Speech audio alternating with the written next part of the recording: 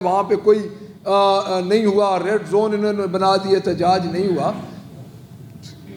D چوک والا معاملہ ان کے گلے پڑنا ہے، اور میں ان چچا بھتیجی کو یہ بتا دینا چاہتا ہوں کہ یہ آپ کے گلے وہ توق پڑ گیا ہے جو کبھی بھی نہیں نکلے گا۔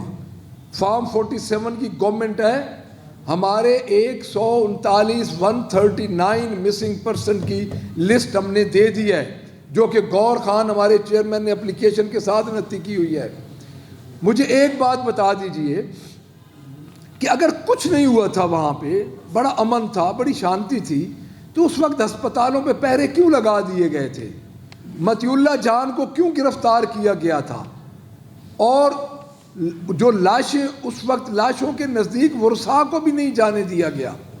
تو میں یہ سمجھتا ہوں کہ اس حکومت کے مظالم ساتھ ساتھ جاری ہیں، اور میں پنجاب کی پارلیمنٹری پارٹی کی طرف سے جو ہماری مذاکراتی ٹیم ہے، ڈیفینیٹلی وہ اپنا چارٹر آف ڈیمانڈ پیش کرے گی، بٹ ایک ہماری یہ ڈیمانڈ بھی ہے کہ فوری جو مظالم ہیں، جو ایم پی ایس پہ مظالم ہیں، جو ورکرز پہ مظالم ہیں، جو پاکستان تحریک انصاف کی خواتین پہ پنجاب میں مظالم ہو رہے ہیں، ان کو فوری طور پہ بند کیا جائے۔